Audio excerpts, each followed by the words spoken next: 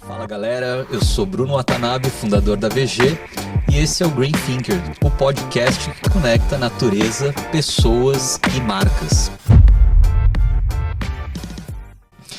Hoje eu tô com uma pessoa super especial e que tem aqui uma lista longa que eu vou passar para vocês. Ela é fundadora, Head Concept e diretora de arte na agência O Cérebro, agência que orientou a VG agora na nossa reformulação, no nosso rebranding. Ela também é mestre em psicologia social pela USP, especialista em branding pela IE Business School de Madrid e designer gráfico formada pela Belas Artes, autora do livro Enlatados de 2014. Já são mais de 10 anos de experiência na área de construção e gestão estratégica de marcas, professora e palestrante nas áreas de branding, neurobranding, marketing, naming e estratégias de marca. Ela também é docente na Com School, que é a escola de comunicação do Grupo Magalu, do SHARE, do Instituto Brasileiro de Neuromarketing e Neuroeconomia e da Belas Artes. Colunista do portal Share e podcaster do Neurônio. Saudades. Seja bem-vinda, Pipe Seeger. E aí, tudo bem, Bruno? Obrigada, gente. Obrigada pelo convite. Muito feliz de estar aqui com vocês. Pipe, eu acho que a conversa aqui é quase que na cozinha de casa, é dentro, né? Você que está super participando desse projeto há algum tempo, e eu confesso que foi super bacana a gente se conhecer melhor, entender um pouco mais do trabalho do Cérebro e conhecer essa profundidade que você consegue dar para as marcas, né? Eu acho que o ponto principal aqui, eu sempre ouvi dentro do marketing a questão sobre a marca ser de fato uma personalidade, né? Ela de fato ter características de uma pessoa. E vamos lá, vamos começar conversando sobre isso. Me fala um pouco mais sobre essa sua experiência, e aí com o passar aqui do bate-papo, acho que eu quero entrar um pouco no nosso Branding Book, que talvez é o nosso grande documento que a gente quer passar aí. Esse documento, inclusive, ele é para o podcast, mas a gente quer muito que o próprio time da VG aproveite desse conteúdo, aproveite dessa explicação. Querendo ou não, isso aqui é uma aula de branding. Com certeza. E ó, pessoal, você que trabalha aí na VG, gente, esse material aqui é o seu livrinho de cabeceira, não é seu manual de micro-ondas, não é para você deixar na gaveta e deixa ali pro pessoal de social media usar. Não. Isso aqui, para cada decisão que a gente toma, toda vez que a gente comunica a nossa marca, a gente conta uma história.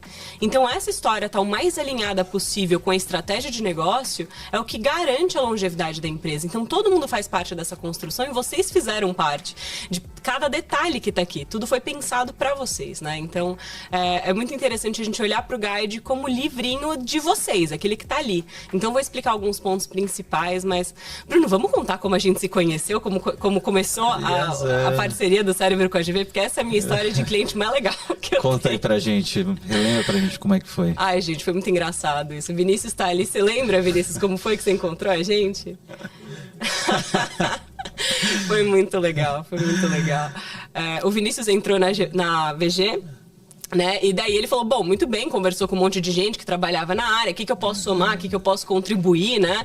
Trazer para melhorar o posicionamento de marca, né? Para ampliar o posicionamento de marca. E um amigo dele virou para ele e falou assim, olha, acho que você tá precisando de um cérebro por trás da marca, né? Você tem a comunicação, você tem o time, você tem o equipamento, você tem o produto, o que tá faltando é um cérebro por trás da marca. Daí levantou o ponto de interrogação, né? Me corrija se eu estiver errado. Mas que diabos é o cérebro da marca? Será que eu tô perdendo alguma coisa? Ele foi metafórico ou ele foi objetivo? Existe esse, real, né? existe esse termo. E foi lá e pôs no Google o cérebro da marca.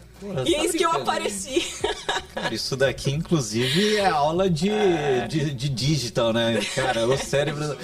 Pô, posicionamento sensacional. Apareceu no lugar certo, na hora certa. Olha, você precisa do cérebro da marca? Minha agência chama o cérebro. Vamos trazer o cérebro pra tua marca. Sensacional, sensacional. E foi um processo interessante, porque a VG...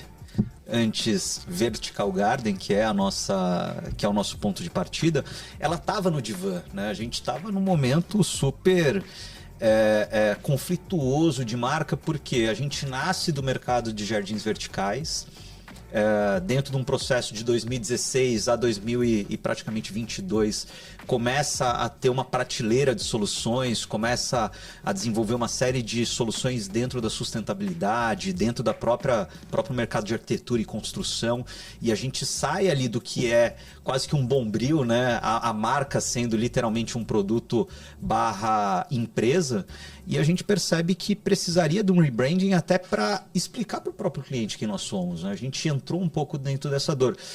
É comum isso acontecer? Muito. É o que mais acontece. Quando a gente cresce, a gente muda, né? Porque o formato que era, a casa que a gente mora, já não cabe mais quando a gente começa a crescer. Sim. A gente percebe que a gente tem outras áreas de atuação, a gente percebe que tem outros serviços, outras histórias para contar, outras coisas para oferecer. E quando a gente viu aquele espaço que a gente tinha, já não serve mais. E não é que a gente mudou, né? Isso acontece muito com muitas marcas, né? Não é como se a marca tivesse em estrutura mudado. Às vezes não, às vezes ela cresceu. E para justamente alinhar o que a gente faz, o que a gente comunica, o que os outros entendem, que a gente começa a desenvolver o branding. Uma coisa que é muito interessante até trazer tanto para o pessoal de dentro da VG quanto para fora, é a diferença gigantesca entre branding e identidade visual, e que as pessoas não falam sobre isso. Branding não é identidade visual. Você já tá careca de saber, vocês todos já me ouviram falar muito disso.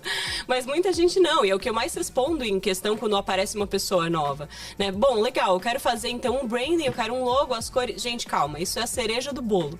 O branding é a construção estratégica de toda a marca, e a marca inclui, cara, desenho do negócio, desenho do serviço, quem a gente é, com quem a gente fala, da onde a gente veio, para onde a gente vai. Toda a estrutura de como que a gente estrutura quem a gente é e começa a desenhar como a gente conta. Isso tem muito a ver com a sua formação de psicologia, dentro da psicologia, né? Se você, eu até queria fazer já uma provocação para a gente começar a entrar agora dentro do nosso guidebook. O Vini, se puder colocar aí, a gente tem aqui uma tela e dentro do guidebook eu acho que uma das lâminas que mais me chama a atenção é da página 4, onde você cita o Jung. Né, que eu vejo ali que a gente tem um ponto quase que pessoal da marca, né? É isso, as pessoas se conectam com pessoas. E no final do dia, o que é essa visão de humanos falando com humanos, né, que você coloca dentro dessa lâmina? Então, isso é uma etapa da construção da marca. Como eu te falei, se a identidade visual é a cereja do bolo e o branding é o bolo inteiro, a persona faz parte dessa massa ali, né? Então, o que a gente começa a desenhar quando a gente fala da persona de marca? Como que a gente quer ser entendido? Então, a gente fatia essa análise em 3 grandes momentos. E a partir disso, e eu vou chegar lá, mas só voltando, né? A gente usa como metodologia base os conceitos que Jung trazia. Então, ele acreditava que a gente se relaciona com outras marcas, com pessoas, com coisas, com empresas, dentro de um inconsciente coletivo. O que quer dizer? Que se a gente está na mesma sociedade, a gente tende a atribuir valores muito parecidos para algumas coisas. Isso como seres humanos, mamíferos... Sim, é claro, cada classe é ali no seu. Então os cachorrinhos vão ter uma interpretação geral ali, os humanos vão ter uma interpretação ali. Claro, os humanos dentro dessa sociedade, de repente, contexto Brasil. Tá bom, beleza. Dentro desse contexto, se a gente olha, por exemplo, para uma senhorinha com um vestido florido, bob no cabelo, tentando atravessar a rua, é muito capaz que a gente não tenha medo dela. Claro que não, a gente vai olhar e de repente, puta, ela tá com dificuldade, a gente vai se prontificar muitas vezes pra ver se ela precisa de alguma ajuda. Rola uma empatia ali. Rola uma empatia. Se a gente olha, por exemplo, à noite, num beco escuro, um cara de 2 metros de altura, gorro preto, né, o casaco, moletom, né, com o gorro, olhando pra baixo, as 2 mãos no bolso. Gente, mão no bolso à noite pra mim é gatilho. Você tá com as 2 mãos no bolso, andando no beco escuro, imagina, e eu, mulher do outro lado, eu gelo a espinha, já bom, é luta ou fuga, é fuga. Podia ser meu melhor amigo e eu não saber que é ele lá. Perfeito. Né? Podia ser meu noivo vindo até na minha direção, eu não ia saber que é ele, eu ia ficar com medo. Sim. E esse tipo de atribuição de valores, e claro que se relaciona com preconceito, só que agora pensando num conceito geral, sem falar se é bom ou se é ruim, se é positivo ou se é negativo. A partir desses valores que a gente atribui às pessoas, a gente se gera um comportamento, né? Uma reação praticamente. Gera um comportamento, mas mais do que isso. Uma conexão. Gera uma... Tô tentando achar a palavra certa, mas a gente começa a projetar valores nossos a partir do que a gente enxerga no outro. Entendi. Bem Então, voltado para psicologia mesmo. Bem voltado. Então, esse é a teoria, falando de uma forma muito por cima, né, do Jung, de atribuir esses valores e que esses valores se relacionam com as nossas vivências. Bom, Perfeito. a partir disso, duas pensadoras, a Margaret Mark e a Carol Pearson, publicaram o livro O Herói e o Fora da Lei. Nesse livro, elas atribuíram 12 arquétipos universais, então são 12 personas que deram corpo, deram cara, deram texto. Que eu li esse livro e ele tem ali o herói e tem alguns outros, né? Que você Tem traz vários. muito a questão do comandante, como que era, a autoridade, que era Tem vários, o regente, né? regente. Que agora a gente tá falando dos nomes novos, né? Do Baca, agora dos 12 primeiros de cabeça eu já não sei. Mas desses 12, é engraçado, porque muita gente conhece esses arquétipos sem saber que conhece. Tem a Jornada do Herói, do Joseph Campbell, que ele escreveu o livro, né? A Jornada do Herói a partir do arquétipo do herói e de alguns outros complementares. Então, Harry Potter, Senhor dos Anéis, Star Wars, cumprem toda essa história da narrativa. E quem que é o herói, né? O Harry Potter é o Frodo, enfim...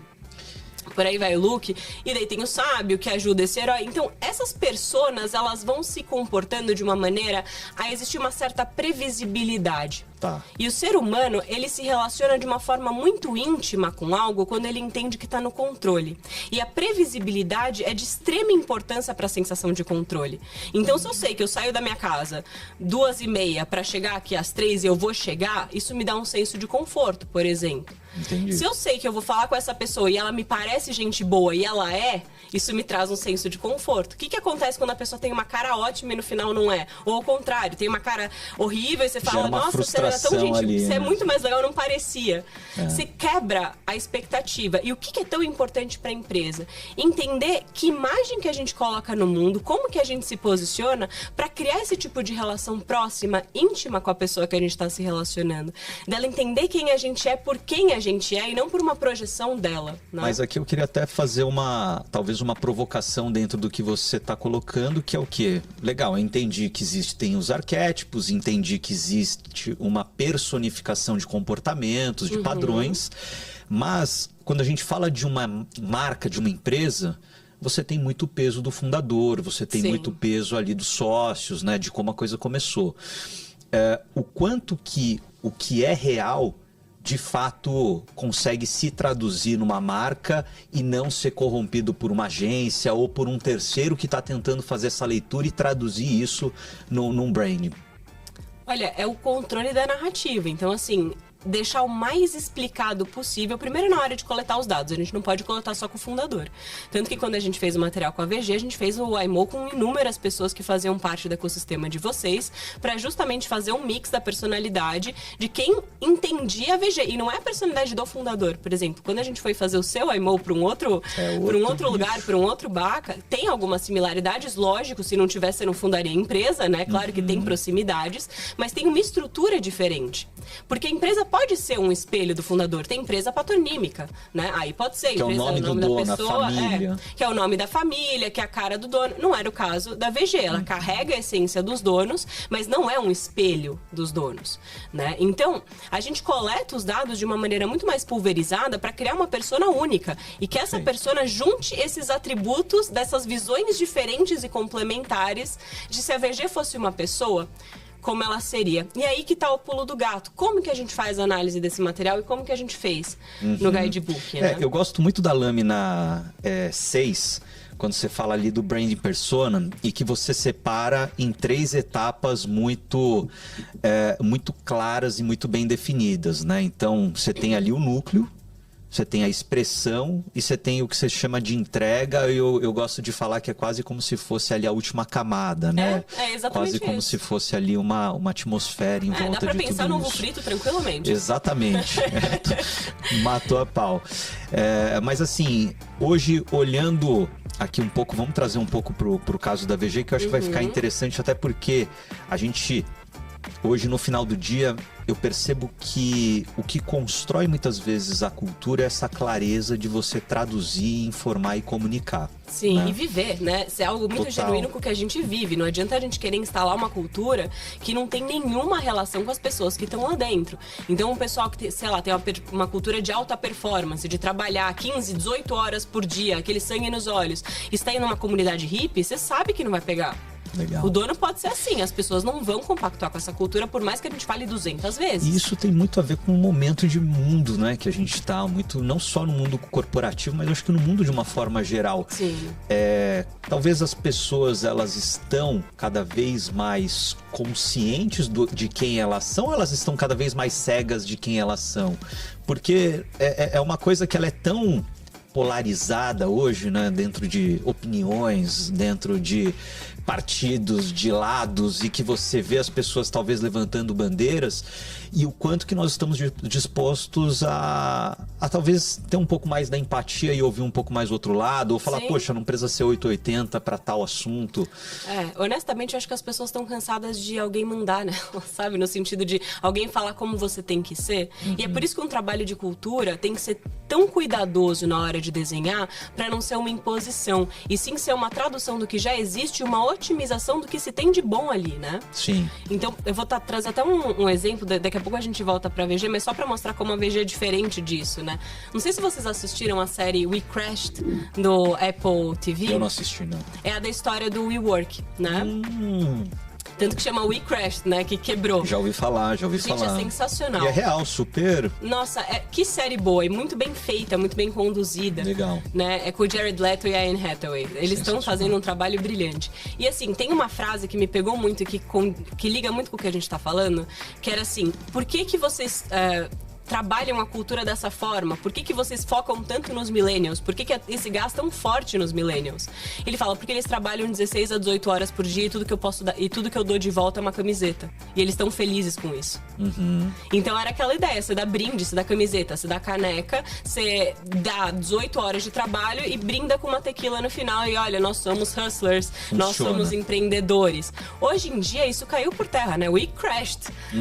Isso, essa visão que, querendo ou não, a gente trabalhou muito nesse excesso, né? Eu acho que todo mundo que tem mais ou menos a mesma faixa etária passou por, de certa forma, caminhos parecidos de pecar pelo excesso de trabalho em algum momento da vida, né? Eu acho que muita gente ainda tá nisso. Eu tenho que me policiar constantemente para não cair nisso. Esse é um assunto que ele é polêmico, ele tem uma... Talvez ele... Não sei quando que o time vai estar assistindo, mas eu acho que de uma certa forma a gente está no momento agora em 2024 de uma transição de gerações. Eu acho que a gente se encontrou no final do dia aqui, tá virando uma salada, né? Porque você tem os baby boomers, que são os cabeça branca ali, que são talvez a geração raiz, né?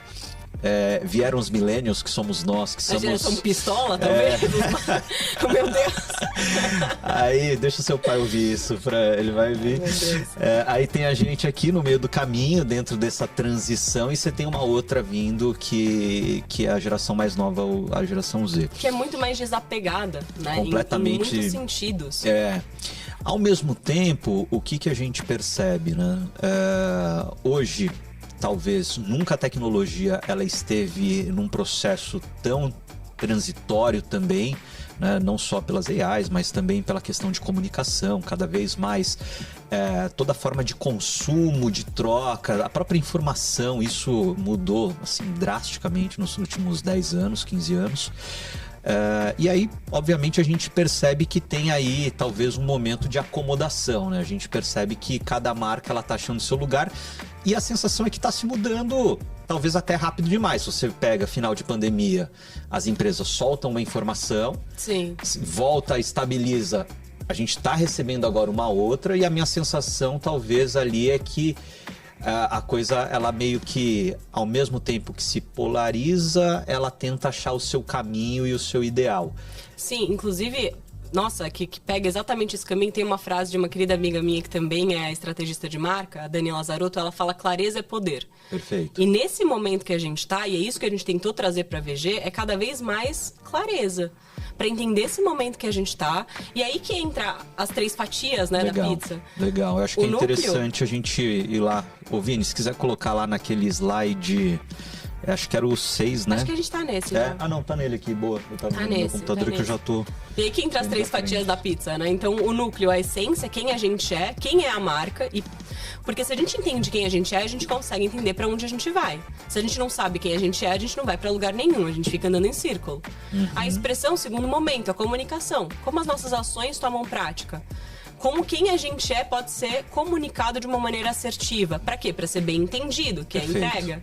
A entrega, a última volta do nosso ovo frito. Se alguém estiver editando isso em Rios, põe ali um infográfico de um ovo frito ali para mim. Kátia, esse é para você. E no final, na entrega, é a reputação. Como que a gente vai ser entendido? E a reputação tem que ser para todo mundo. Não é só, a reputação da porta para fora. O que o meu consumidor, o que o meu cliente vai entender? Mas o pessoal da porta para dentro. Quem que tá todos os dias aqui? Ou quem que vai trabalhar com a gente mais para frente? O que vão entender da gente? Legal.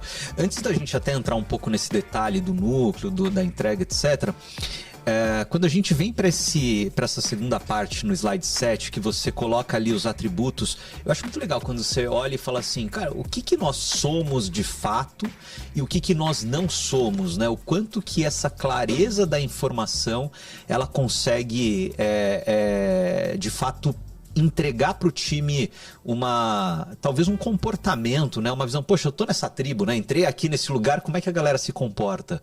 E aqui, a VG, você tem ali uma linha ambiciosa, disruptiva, visionária, sonhadora, destemida, né? E numa outra ponta, eu vejo aqui, a gente é zero cauteloso, zero nostálgico, a gente nem olha muito para trás e tal.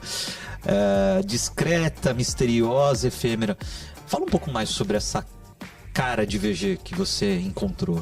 Então, esse resultado, inclusive, ele veio da soma e separação de várias dinâmicas que a gente fez de IMO. Né? O IMO é uma ferramenta do The Ugly Lab, que a gente aplicou essa ferramenta em dinâmica com várias pessoas do time da VG. Desculpa, eu tava na VG outro dia, eu fico trocando as letras. Da VG.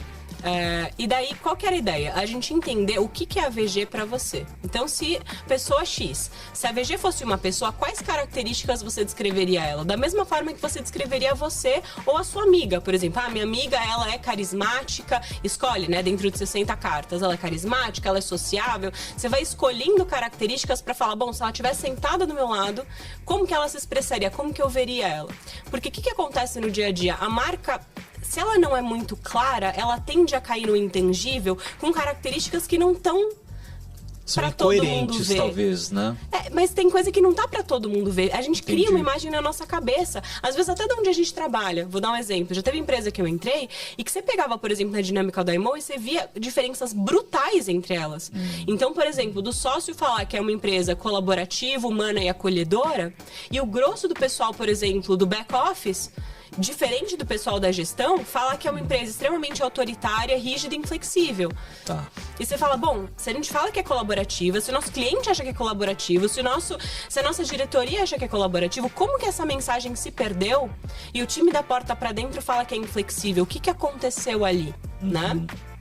Por isso que é muito importante a gente delimitar os dois lados da moeda. Quem a gente é e quem a gente não é de jeito nenhum. Porque se a gente comunica algo do não, a gente está falhando na nossa comunicação de uma forma brutal. Que é um exemplo, na VG, por exemplo, tem o misteriosa como não somos. O que isso pode aparecer? Ocultando o processo. De repente você faz lá a proposta para o cliente, olha, mas eu não entendi o que você faz. Não, mas como que você vai fazer? Não, mas começa quando? Acaba quando? Não entendi. Você começa a criar camadas de mistério ali, quando na verdade o que a gente quer? Qual que é o oposto do misterioso? Clareza, transparência. Transparência, né? Honestidade, ética, coisas que estão embasadas dentro da estrutura, né, da empresa. Eu vejo, olhando até para essa questão que você colocou do misterioso, a gente tem uma dor quando a coisa não está clara. A empresa, ela começa a travar, né? Ela começa a engasgar dentro do próprio processo. E isso, de uma certa forma, quando a gente traz para o lado, talvez, dessa construção, o quanto de fato vocês pesam o que vocês ouviram, talvez, dos fundadores e o que vocês viram na prática. Qual que é a composição dentro do estudo? Olha, a gente começa por prevalência. Então, quanto mais pessoas falaram aquela palavra, mais importante ela é. Olha, então, não importa se é o diretor, se é o pessoal da limpeza. Se alguém participou do IMO ali e colocou, por exemplo, você percebeu que tem 10 respostas pro ambiciosa, legal, então ambiciosa é muito importante. Esse aí tem que estar no nosso top 5. Entendi. Depois da prevalência, a gente começa a entender por conceito. Então, tem muitas palavras que às vezes são diferentes, mas ela tem conceitos parecidos. Por exemplo, esse sonhadora poderia ter um parecido como idealista. entra numa certa similaridade dentro do conceito a partir do que vocês comentam pra gente, porque a gente cruza com uma análise linguística do que vocês descrevem sobre essas cartas. Então a gente tem descrições sobre elas nas palavras de vocês. Então, bom, quando o Bruno colocou sonhador, ele escreveu isso aqui. Mas quando a fulana escreveu idealista, olha que parecido o texto, né? Então, legal, vamos trazer o que mais tiver prevalência dentro dessa composição parecida. Legal. Então, assim, a gente não cria uma distinção. Por quê? Porque as pessoas que os sócios delimitaram para escolher o iMo são pessoas que representam a marca. Não é para todo mundo, não é para a empresa inteira. Você não mandou, sei lá, tá aqui 120 pessoas para eu fazer o iMo. Não. Normalmente são os mais influentes, são as pessoas que têm peso no negócio. Mesmo se for uma pessoa que não tem um cargo alto, mas ela tem um investimento alto na empresa. Um tempo. Tempo, cuidado, você percebe dedicação da pessoa, ela tá lá pra valer, não é tá lá pra 2 meses. Sensacional. Eu sempre gosto de lembrar quando você fala que tá com dúvida, volta pro Branding Book, né? Então é quase que é o guia de cabeceira mesmo. Ô Vini, coloca no próximo slide, porque eu acho que tem um ponto aí aqui eu quero bem levar, talvez, para um material pra gente, dentro da VG, a gente fazer esse exercício com as pessoas, que é entender o que é esse nosso núcleo naturista, Pipe? Então, aqui, inclusive, é uma página do Baca. O Baca, que é o nosso livro que destrincha de 12 arquétipos principais da marca da Carol Pearson em 146 subarquétipos. Cara, é uma loucura, né? É uma loucura. Muita coisa. E a partir disso, a gente separa um subarquétipo para cada momento. Um para o núcleo, um para expressão e outro para entrega, para a gente entender o comportamento da marca nesses 3 grandes momentos e que são complementares. Não é, bom, a gente só olha para o negócio, quando a gente fala de núcleo é negócio, é business, é o naturista e ponto, acabou. Não, eles vão ser interligados. Por mais que a nossa expressão não seja naturista, ela vai beber da naturista também. E a mesma coisa para entrega. E o Baca, que foi a ferramenta que a gente utilizou para traduzir todo esse material, apesar dos 3 momentos, núcleo, expressão e entrega, é coisa nossa. Mas essa parte do livro é específico. E tem aqui a página. Na página tem a descrição do livro, mas nossa orelha do livro aqui do lado, tem como esse núcleo se expressa dentro da composição da VG, porque não é para todo mundo, a página é para todo mundo, aqui do ladinho é como que ele se expressa dentro. Fica só parado ali? Gente, não, o céu é o limite. As interpretações que você conseguir trazer e validar com o teu time dentro da VG, para conseguir expandir alguma expressão dali, maravilha. Mas a ideia da naturista no core, no cerne da VG, é justamente voltar para a natureza, voltar para esse respeito, por esse carinho, por essa ligação muito próxima com a natureza. A gente faz o que a gente faz em respeito a coexistir de uma forma sustentável com a natureza. Perfeito. Né? E eu gosto quando a gente olha a naturista de fato no centro ali, talvez no núcleo, na gema do ovo que você fala. E aí para os próximos a gente vai vendo que a naturista ela não tá na ponta, né? Ela não tá ao redor, ela não tá no grande volume, ela ali é a nossa essência maior, talvez, é o que nos define. E aí conforme você obviamente avança aqui, ô Vini, se puder colocar aí nos próximos, que é a expressão, eu vejo uma coisa completamente antagônica, a naturista com o desafiante, e foi muito surpreendente, porque a gente tinha muita dificuldade para conseguir expressar isso em marca, né? Como é que uma empresa que trabalha com a natureza, que trabalha com a sustentabilidade, ela não é só zen, ela não tá ali exatamente, estou aqui na paz, e ela é extremamente desafiante, ambiciosa, conquistadora, confrontante com o status quo, né? O que quebrar barreiras, isso? Né? Tem uma palavra que é super importante para a composição disso aqui, que é a disruptiva. Vamos lembrar o que é disruptiva, porque todas as palavras que entram na moda perdem o sentido, né? Sim. Disruptivo é quebrar com o que está estabelecido para, né, romper com o que já está estabelecido para instalar uma nova regra, instalar um novo modus operandi. Quando a gente traz isso, por exemplo, para uma outra marca, só para exemplificar, o Uber foi extremamente disruptivo. Por quê? Porque ele não foi só inovador e não criou... Se já existisse, por exemplo, táxi e criassem, um táxi black... Isso seria inovador, você criou uma outra categoria dentro do táxi que já existe. O Uber não, ele falou, bom, vamos quebrar com a forma que se usa o transporte. Então você não precisa mais ter toda aquela estrutura para se tornar um taxista. Você pode só pegar seu carro, se inscrever, passar pela bateria de testes nossos e tá tudo certo. Então ele começou, a nossa forma de se relacionar com o carro, de não precisar lá ficar parado na rua com a mãozinha, e daí a gente começar a chamar pelo aplicativo, por exemplo, e criar esse hábito, a forma, todo o modus operandi foi bastante disruptivo, porque ele instalou algo que não dá para voltar para trás. Se o Uber falir, outra empresa vai entrar ali nesse lugar para cumprir esse papel. Por quê? Porque ele mudou a forma que as coisas são feitas. E isso é muito importante para a estrutura da VG, mudar a forma como as coisas são feitas para trazer uma nova maneira. Né? Eu adoro seu exemplo e eu acho que assim, a nossa conversa, eu não sei o quão técnica ela tá e a gente está conseguindo ser talvez até mais claro e didático, mas eu vou trazer talvez uma comparação dentro do que é VG e por que que a gente consegue trazer essas duas visões, né? Talvez a naturista ela seja o mais simples de todos, né? Que é o fato da natureza, naturista, então de uma forma geral ela por si só se descreve, então acho que isso de uma certa forma facilita. Mas quando a gente fala do desafiante, dessa questão da inovação, da disrupção, a VG ela vem no mercado de paisagismo, né? Paisagismo nada mais é do que planta, e aí eu tenho diversas formas de explicar, mas o paisagismo ele é paisagismo desde dos anos 1600. Até antes, né? A gente descobre cada coisa. Exato, então assim, e essa forma de se levar o paisagismo para os palácios, para os castelos, para os jardins de Versalhes da vida, né? Ela sempre foi muito arquitetônica e muito a beleza pela beleza. E hoje, o que a VG faz é trazer funcionalidade, é trazer uso, é trazer espaço, e por isso que a gente nasce do mercado de jardins verticais. Porque quando a gente quer quebrar o status quo, a gente fala, cara, dá para você usar a planta na parede. Você não precisa necessariamente estar no horizontal, vamos para o vertical. Então aqui é o primeiro ponto que eu acredito que a gente vem com essa visão muito mais de inovação. A gente passa por um segundo momento que a gente fala, não, tem que ter planta dentro do ambiente de trabalho, né? A gente vive aquele mundo da biofilia, do workplace. Hoje, cada vez mais, nós que somos uma empresa pura de B2B, a gente olha o quão nós somos procurados pelas marcas para falar, cara, explica um pouco mais o que é esse verde e faz o meu consumidor viver isso, faz o meu colaborador interno viver isso. Então isso é uma disrupção até porque as marcas viveram um momento quase que industrial. Sim. Né? Então se a gente olhar para os últimos 100 anos, a gente viveu uma era do cimento, do concreto. Para a própria arquitetura dos escritórios, é literalmente uma réplica do modelo fabril. Cada um no seu cubículo, fazendo a sua única função, e passava para o cubículo da frente, que fazia a função consequente, por aí vai. Então era literalmente o espaço fabril, esse exemplo é perfeito. Eu vejo que nesse exemplo a gente literalmente vem de novo para desafiar o status quo, para falar assim, olha, o paisagismo não é para dentro de casa ou para uma residência, ele é para o B2B também. Também. E eu vejo agora a gente entrando numa terceira onda, né? Que é a onda da sustentabilidade e traduzida pela planta, né? Porque hoje, cada vez mais, quando a gente fala de bem-estar, quando a gente fala de inteligência, a planta ela tem muito a nos ensinar.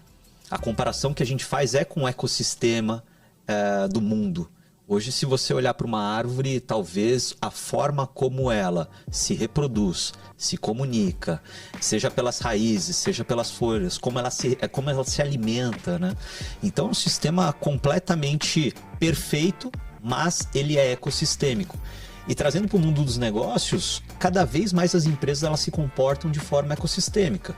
Se você pegar uma Amazon, um Google, a própria Apple, é um ecossistema de diversas soluções e que dentro disso ela se retroalimenta. São integradas, né, as questões. Totalmente. Tem tudo a ver, né? E hoje a gente até está num momento que o concorrente não é mais concorrente, talvez o concorrente é parceiro, né? Então, eu sou assim, sempre fui. Eu vejo isso, eu vejo uma sinergia entre diversas linhas de negócios, mas eu acho que o desafiante, até pro pessoal entender, ele tem muita aplicação, né? Quando você olha para isso, para dentro da VG, eu fico muito... Ele fomenta inovação, né? A grande questão do desafiante é olhar para as coisas como elas estão e falar, não precisa ser do jeito que sempre foi. Perfeito. A gente pode trazer uma outra camada, a gente pode trazer um novo olhar. E ter essa abertura para criatividade dentro de um mercado que, de certa forma, tinha regras muito delimitadas, a gente fala, legal, então a gente está fazendo coisas diferentes.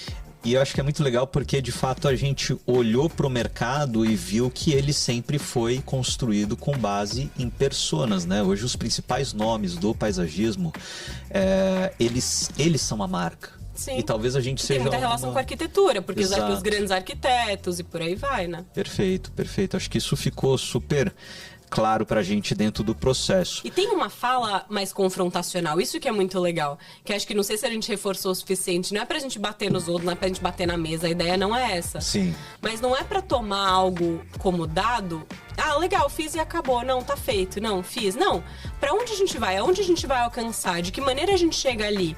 Como que a gente constrói narrativas, textos, apresentações de proposta, pitch de investimento? Como que a gente constrói tudo isso pra mostrar que o que a gente veio é um degrau olhando para um seguinte. Sim, não precisa correr contra o tempo. A ideia não é essa. A gente já falou que o mercado de trabalhar 16 horas em troca de uma camiseta não está mais saudável. E não trabalhamos isso dentro da GV. Mas, da VG. Gente, desculpa. E não trabalhamos isso dentro da VG.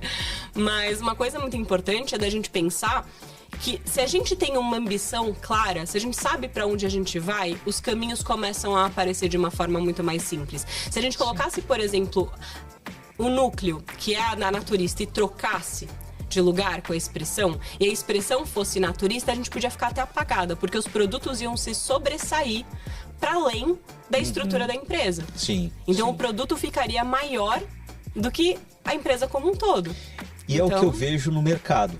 Né? Sim. De uma certa forma, a dificuldade que a gente tem, principalmente quando a gente vai para esse núcleo mais naturista, é que as empresas elas não aprenderam ainda a vender o verde, né? Talvez ela está restrita a poucas empresas conseguirem fazer isso e por isso que até o mercado pouco profissionalizado.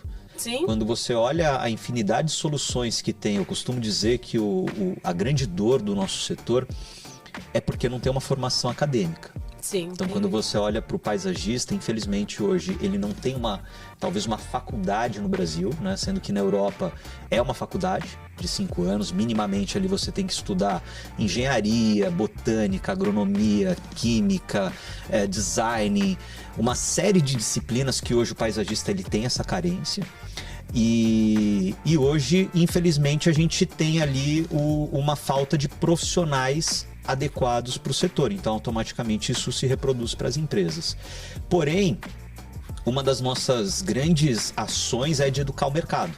Então, quando a gente vem com a YouGreen, que hoje é uma empresa dentro do grupo, que ela traz como propósito educar e criar essa comunidade, é mostrar para os profissionais, e hoje o que a gente percebe é que está mais próximo do arquiteto, né? Então o arquiteto, querendo ou não, ele trouxe já essa bagagem e a gente entende que ele pode ser preparado para essa próxima onda, e é cada vez mais trazer essa visão de que a inovação ela vai acontecer desde que você tenha um preparo técnico. Liderar pelo exemplo, a nossa entrega. Perfeito, total. Bom, dentro disso, Vinícius, não sei como é que tá aí a estrutura, se conseguir compartilhar ainda, mas eu acho que a última parte, até pra gente, que a gente está estressando bem o guidebook, é a parte da entrega, que é o regente, né? E o regente nada mais é do que aquela força que talvez organiza, né? Orquestra. E isso é uma coisa que eu vejo a gente tentando como empresa, como VG, fazer. Organizar o mercado, né? Me fala um pouco mais o que você vê nessa questão do regente. A regente é um poder de liderança sublime. Então não é... Por exemplo, se a gente pegasse outro subarquétipo do polo da liberdade para entrega, poderia ser bater na mesa demais, né? Perde o pé. Uma ditadura, quase. Já chega, não, vai fazer assim, acabou. Esse é o bom, esse é o modelo. Não, não é isso. A regente, ela tem uma autoridade sublime. O que quer dizer com isso? Que a gente lidera pelo exemplo. E que as pessoas buscam a gente porque sabem que a gente tem as respostas. A gente olha o mercado de cima, a gente olha o tabuleiro e sabe que peça que a gente precisa mexer para chegar onde a gente vai chegar. Então, bom, legal. Isso aqui é uma carência do mercado. Como que a gente vai trabalhar pra gente chegar no nosso objetivo? Legal. Isso aqui tem falta de profissionalização. Vamos trabalhar aqui, então, a educação desses profissionais. Bom, tem aqui esse mercado gigante, por exemplo, governamental, e que ninguém tá olhando para isso. E tem muita... Querendo ou não, tem muita falcatrua, né? Quando a gente fala de política. Claro. Como que a gente instala algo honesto, bacana, que pode melhorar a nossa cidade e começa a romper com um pouco da sujeira que já acontece na política? Exato. Bom, se isso sempre foi feito assim, vamos mudar isso aqui, mas de uma forma suave. Já se instala, já mostra outro caminho, mostra uma outra possibilidade. Então a gente começa a criar caminhos e abrir portas de uma maneira a se tornar uma referência simplesmente por ser quem é e faz o que faz. Sem precisar ficar posando. Nossa, olha como eu sou foda. Olha como eu sou maravilhoso. Não, olha tudo que eu fiz. eu tenho registro. Perfeito. Eu gosto muito quando você fala essa visão do regente, de fato ela conseguir liderar talvez com uma sofisticação institucional, né? Sim. E entender que isso precisa ser equilibrado entre uma série de atores, uma série de pessoas, porque talvez o setor como um todo, ele de fato ele tem um pouco de pé atrás com essa questão de estruturação mais profissional, né? Você vê que são muitas vezes profissionais únicos, né? Uhum. São profissionais ali que, ou eles têm obviamente uma estrutura, mas eles colocam o nome deles à frente da marca, então existe um cuidado quanto a essa reputação, quanto a essa estrutura. Mas hoje, levando para o universo das Smart Cities, levando para esse conceito até do que você falou como sociedade, a gente precisa de uma ressignificação. Hoje, quando a gente olha para dentro das soluções, sejam de materiais, sejam de encaminhamentos dentro do meio ambiente, o Brasil ele tem com certeza aí a maior estrutura de biomas do mundo e que a gente não faz, a gente não tira proveito da nossa, talvez, beleza natural, né? Hoje a gente sente uma dor. Quando você olha para isso, quais são os caminhos que a VG ela deveria tomar como regente? Olha, infinitos, assim, para cada problema que a gente apontar aqui, a gente vai ter um caminho diferente para seguir. Mas eu acredito que trazendo a educação como um pilar, demonstrando na prática como essas coisas são feitas e passando por um processo de curadoria, explicando como que cada coisa foi feita de uma forma leve, de uma forma agradável, tanto que a gente está fazendo o nosso projeto de social media, justamente para estruturar esses pontos de comunicação, para como que a gente vai trazer essa informação para o público. A gente está no mundo da hiperconectividade, hipersaturação, e que as pessoas têm tanta coisa para ver o tempo inteiro, que a curadoria das informações ficou cada vez mais acirrada. Então, se ela te segue, tem que ter um motivo muito bom para ela te seguir. Se ela assiste seu vídeo, ela tem que ter gostado muito, porque é uma saturação, é muito. A gente está inundado, né, de estímulo o tempo todo, né? As três palavras, né? Hipersaturação, hiperestimulação e hiperconectividade. Toda aula que eu dou falo dessas três. É isso. Para a gente quebrar com isso aqui, a gente começar a instalar nosso posicionamento de marca, a gente precisa trazer um conteúdo que passe pelos nossos 3 pontos e consiga trazer a nossa visão do novo, os nossos projetos, para onde a gente vai, quem a gente é, de que forma a gente trabalha, com quem a gente trabalha, se aquilo é para você e de uma maneira que seja muito prazerosa de ver.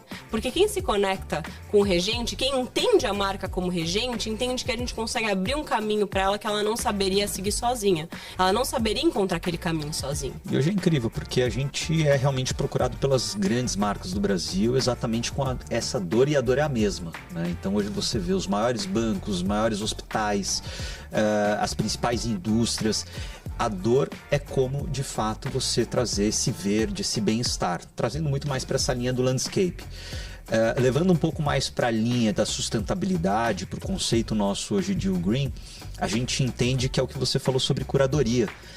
A dor do mercado de arquitetura e construção é encontrar indústrias de materiais que sejam de fato descarbonizadas, que tenham soluções de materiais que na sua formulação, nos seus insumos, eles sejam realmente sustentáveis no seu processo. Então a gente vive hoje uma pré-onda que vai acontecer realmente nos próximos 5 a 10 anos, que é toda essa nossa agenda, e que não é a sustentabilidade do greenwashing, né? Não é a sustentabilidade talvez daquela coisa meio bullshitagem de você falar assim, não, só quero ser verde porque é bonitinho e vende mais. Vou pintar meu logo de verde, vou comprar um selo de alguém ali, tá feita, né? Exato, acho que a gente está nesse processo, e eu vou além no sentido do quê?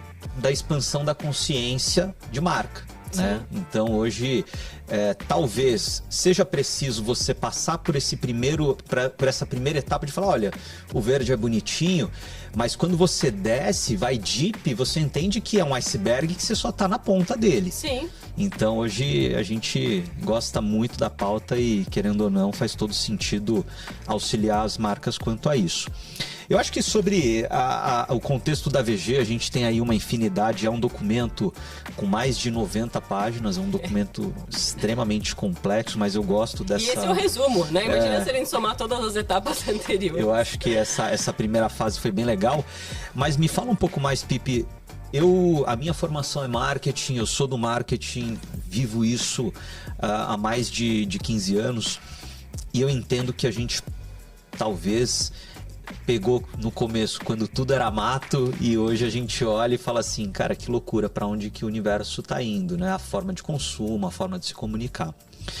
Qual que é a sua visão para o nosso universo de branding para os próximos, não dá nem para falar tantos anos assim, não, né? você falar muitos anos, amanhã sai uma nova tecnologia que a gente não conhece, chacoalha. Como é que você enxerga o futuro das marcas? Cara, eu vou trazer um dado aqui que é interessante. Tem muitas pesquisas que estão sendo feitas, então eu não vou falar uma em específico, mas você vai ver que tem 40 mil pesquisas falando as mesmas coisas. E uma dessas questões que é super importante a gente pontuar é que antes as pessoas elas precisavam que os governos tomassem decisões e que os governos tomassem iniciativas para tornar o mundo melhor. Então esperavam disso. Eu voto nessa pessoa porque eu quero que a nossa sociedade seja melhor para as pessoas, seja melhor para o meio ambiente, etc. Com a onda da política cada vez mais degradada, o que a gente vê? Que as pessoas não confiam mais no poder público, e isso é global, não é local. E aí, todas as pesquisas indicam que, da mesma forma que o poder público foi caindo no gosto do povo, o poder das marcas foi subindo. Então, as pessoas se relacionam com marcas da mesma forma que antigamente se relacionavam com o poder público. Então, elas falam, não, eu espero que a Apple melhore o mundo. Eu espero que a VG melhore o mundo. Por quê? Porque eu deposito as minhas fichas de confiança numa empresa com muito mais facilidade, segurança e confiança do que eu depositaria as minhas fichas num, por exemplo, político. Total. Num presidente, num governador, seja ele quem for. Volta naquele assunto que você falou que o mundo tá muito polarizado. Gente, toda vez que tá muito polarizado, se você for ver, as pessoas tomam partido por medo de perder, mas não porque elas acreditam que aquela pessoa é de verdade salvador da pátria. Ali, né? Tem gente que se identifica, mas claro, tem uma grande massa ali que acaba escolhendo, de certa forma, bom, ou é esse, escolhe o menos pior com a tua visão de mundo. Mas no final das contas, não tem é muito difícil na política brasileira que a gente encontre um representante que de fato a gente acredite mais do que a gente acredita numa marca. Numa marca que a gente confia. Então o futuro do branding, na minha visão, é colocar ações de benefício público cada vez maior.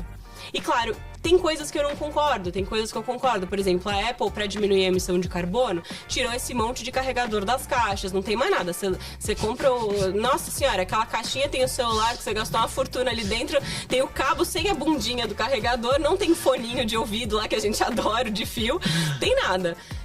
Eu acho isso bom? Não. Diminuiu a emissão de carbono? Sim. Isso foi a detrimento do consumidor? Foi. Continuo comprando da Apple? Continuo. Tem marca que não consegue tomar essas liberdades. Eu acho isso interessante porque eu enxergo que tem uma autorregulação de mercado quando a marca ela faz algo bom. Sim. E quando ela faz algo ruim. Ela já é penalizada, né? Hoje, com a velocidade da informação, as marcas elas precisam se pronunciar. Não tem mais aquela coisa do seguinte, olha, falei uma besteira ou a minha imagem ela tá danificada, vou ficar quietinho até que todo mundo esqueça. Agora com a internet nada esquece, tá tudo lá marcado para sempre, né? Como que você vê essa velocidade em se comunicar com o mercado? Olha, errei, assumo, desculpa. Nossa, a gestão de crise é todo mundo paralelo, assim, porque qualquer coisa é motivo de cancelamento. Mas isso não é novidade. A novidade é a capilarização dessa informação. Porque a gente pega, por exemplo, revista de fofoca lá nos anos... E nada, tá? Assim, revista de fofoca de Hollywood dos anos 30. Falava lá, não, a atriz saiu com aquele diretor, foram vistos na rua juntos. E isso era o escândalo, né? E claro, naquela época tinha blackmail, né? Tinha lá, chegar e falar assim, olha, eu te pago tanto pra você não publicar essa notícia no jornal. Fofoca sempre teve, cancelamento sempre teve. Depois dessa atriz nunca mais ia ser vista da mesma forma. Fofoca não é coisa nova, cancelamento não é novo, isso sempre existiu. A partir do momento que convivemos em sociedade, as pessoas em algum momento falta assunto. Então elas querem falar da vida dos outros. Isso é quase instintivo. Tem coisa de fofoca em... aqueles tabletes de argila do Egito. Tem em hieroglifo, fofoca em hieroglifo, juro. A fulana saiu com o fulano, tem isso. O ser humano adora uma novela, né? O ser humano adora uma novela. Storytelling é desde os homens das cavernas falando ali no fogo. Então, assim, isso sempre aconteceu. Qual que é a diferença? Com a internet, com a tecnologia, a capilarização das informações cada vez é mais rápida, mais global e mais intensa. Entendendo agora que a gente vive um mundo que, infelizmente, você tem... o próprio desvio de informação, Sim. mas você também tem que ser transparente a ponto de assumir algumas questões e alguns posicionamentos. Não, esse é o ponto. Você precisa assumir quem você é, precisa assumir seus valores. Não dá pra ser o isentão sentado em cima do muro, porque as pessoas vão cobrar. Esse é o ponto. Vão cobrar se você fala e vão cobrar se você não fala. Então a questão é, tendo valores muito certos, tendo uma consciência de quem você é, pra onde a gente vai, o que você acredita. E deslizes acontecem. Não dá pra gente ter todo o controle da narrativa sempre. Mas uma ação rápida de gestão de crise vale muito mais do que tentar abafar. Ai, não, abafa. Não, sensacional. Olhando por essa visão, a comunicação, eu acho que eu entendo, mas no final do dia é ter um alinhamento de expectativa com os seus acionistas, com os seus colaboradores, com os seus clientes. Se todo mundo estiver do mesmo lado, segue o jogo. E tem muita coisa que dá pra ser feita de uma forma simples. Às vezes tem como, tá bom, eu errei. Ou, eu não quis dizer isso, mas falei. E tudo bem, tem formas, isso é tudo um outro universo, né, de relações públicas, mas existem formas de contornar isso. Mas a questão é, também não dá pra você não se posicionar por medo do cancelamento, porque ele vai vir ou não vai vir, independentemente do que você se fala, do que você se e hoje, assim, qual que é a sua visão de tantos fundadores serem a cara da marca, né? Talvez eu acho que eu vejo lá atrás Bill Gates, Steve Jobs, esses caras da tecnologia, de fato, sendo os grandes personas, os personagens frontais ali da comunicação. E hoje a gente vê uma Boca Rosa, você tem aí um João Adib que faz ali a comunicação na ponta. O quanto de fato isso é positivo ou negativo na sua visão? Isso é mais uma coisa que sempre aconteceu. Se você volta milhões, muitos séculos atrás, você via que, por exemplo, a Maybelline tinha lá a sua cara crachá da pessoa que vendia as maquiagens. Todas as grandes marcas começaram, muitas vezes, com uma associação muito clara com o dono. Daí teve uma leva que começou uma despessoalização na ideia de profissionalização. Pra quê? Pra ter uma certa isenção ali. Então você não tá falando com o dono, você tá falando com a pessoa aleatória que você não sabe quem é que tá lá no atendimento. É aquela pessoa, né, desconhecida. Qual que é a questão? Dá para usar muito o poder do sócio, o poder da cara da marca de uma maneira muito positiva para a comunicação, desde que ela represente esses valores e saiba, de certa forma, se colocar de uma maneira genuína e que não crie, por exemplo, aquela sensação que ele é a única pessoa da marca. Tem duas questões que normalmente escorregam. Uma é que quando a gente cria um senso de proximidade, é muito mais fácil as pessoas falarem o que elas pensam. Então, por exemplo, você pega a Boca Rosa, que é uma marca de maquiagem. Não sei se você soube, ela teve um super lançamento agora de uma base nova. E o que aconteceu? A embalagem não era boa, né? Então, muita gente caiu em cima dela, assim, falando da idoneidade dela. Tem coisa que não necessariamente tá mais no controle dela. Sei lá quem que fez essa embalagem, sei lá que contrato que ela fez. Ela é a pessoa do marketing, ela é uma brilhante marqueteira, não tenho dúvida disso. Acontece que tem algumas camadas ali que, ela prometeu tudo e entregou nada. Tem muito mais reputação hoje para as pessoas falando mal do que falando bem. Então, se você é uma pessoa X que ninguém te conhece, você faz uma resenha muito negativa de um produto que tá todo mundo falando, você vai ter muito mais exposição, muito mais like, muito mais repercussão do que você fala bem. As pessoas querem ouvir mal. Tem ali um senso de toxicidade acontecendo dentro das redes sociais, que quanto pior você fala, mais você se destaca. Acontece isso. E quando é uma pessoa ali, você se expõe muito mais para esse tipo de comunicação. Se você pega a Maybelline, é muito mais difícil que uma marca que não tenha hoje uma cara crachá seja rechaçada no mesmo nível do que uma pessoa que carregue essa marca consigo. Mas, ao mesmo tempo, ela não cria um senso de identificação tão profundo, justamente por não ter. Então, ela entra num lugar de falar sobre um produto e falar sobre um serviço, mas não viver esses valores, não ter esses valores personificados de uma forma tão precisa. Então, tudo é um toma lá da cá. Você ganha coisa, você ganha proximidade, você ganha intimidade, mas você pode ganhar uma cara para bater também ao mesmo tempo, né? Trazendo um pouco para o nosso lado aqui, um pouco mais do que a gente vive na VG, talvez uma das maiores dores que eu vejo do mercado é comunicar a sustentabilidade. Sim. O próprio ESG, ele veio com uma força muito grande no começo e aconteceu um pouco do que era um dos nossos receios, que era isso se tornar talvez um voo de galinha, né? Então, hoje existe essa conscientização. A gente vê muito mais fora do Brasil, a gente que atende algumas marcas de fora, já existe uma agenda que ela está acontecendo, né, das marcas perceberem que a sustentabilidade no final do dia, ela não só vende mais porque é mais bonito, mas vende mais porque dá mais lucro. Sim. Vende mais porque é bom, né? Então as marcas no final do dia, as empresas elas têm esse objetivo. Porém, a gente entende, hoje a gente discute muito modelos de um capitalismo mais consciente, hoje a gente fala de um Whole Foods, eu tenho algumas marcas aqui no Brasil que eu olho e eu sou realmente fã, eu vejo, por exemplo, a Dengo, o trabalho que eles estão fazendo de conscientizar o consumidor de que aquele cacau ele é produzido no Brasil, numa fazenda, que você tem microprodutores e que aquilo tem uma curadoria e que a marca ela valoriza, muito louco, né? O cacau é no Brasil, você exporta cacau e importa chocolate, que é uma marca realmente brasileira. Por que será que as marcas não conseguem fazer esse básico tão bem feito, se é tão simples? Porque as coisas mais simples são as mais complicadas. É a lei do minimalismo. Quanto mais informação você tira, mais difícil fica das pessoas entenderem. Então, assim, comunicar o simples é o mais complicado, principalmente por aderência. A Dengo ainda vai brigar muito para ter seu lugar de destaque. Ela tem, mas se você compara o que é mais top of mind, Cacau Show ou Dengo? Para a maior parte das pessoas, no grosso do Brasil, vai olhar mais para Cacau Show. Mais por público. Não Camadas. Necessariamente, talvez, mas sei lá, entre a Dengo e a Lindt, vamos comparar. Cara, muita gente ainda vai preferir a Lindt, por mais que exista a Dengo, que seja até talvez mais barata do que a Lindt em alguns produtos, são mais ou menos competidores. Então, o que acontece? É difícil, porque ainda é nicho. Então, para isso chegar no mais capilar possível, ele precisa atingir as massas. Não dá para ficar só um discurso de classe A com classe A. Não dá. Por quê? Porque, querendo ou não, você começa a olhar e fala assim, bom, então a gente tá falando pra gente mesmo? Eu falo que é que nem congresso de dentista. Você vai lá, você fica o dentista falando com o dentista, muito bem. Então você vai pro congresso de médico, o médico falando com o médico, mas tem que ter interdisciplinar, tem que ser interdisciplinar. No congresso de medicina tem que ter psicólogo, tem que ter dentista, tem que ter biomédico, tem que ter enfermeiro. No congresso de psicologia tem que ter comunicólogo, tem que ter marqueteiro, tem que ter o pessoal de branding, isso tem que aparecer.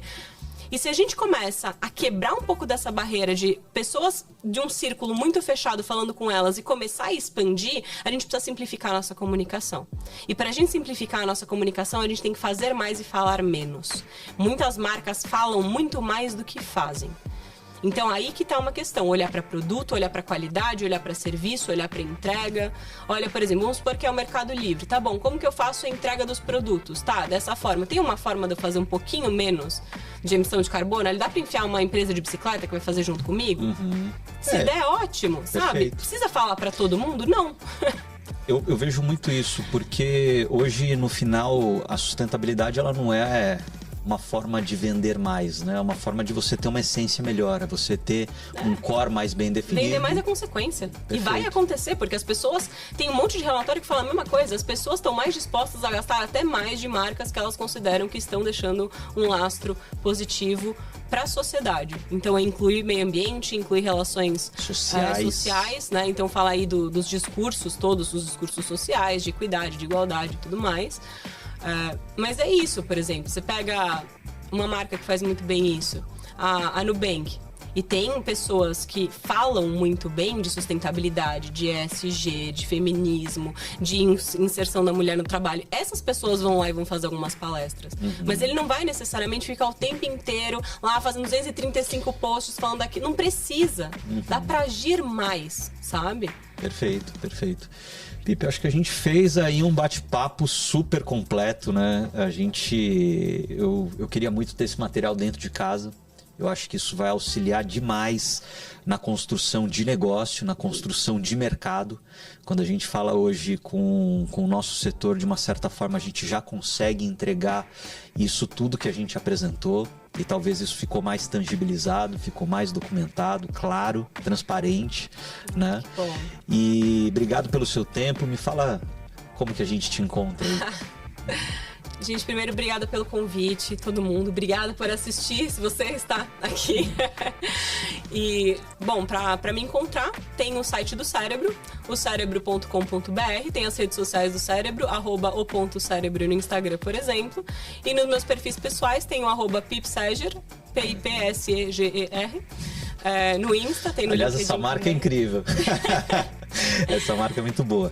Mas, Pip, super obrigado. Eu acho que aqui fica também um ponto uma provocação.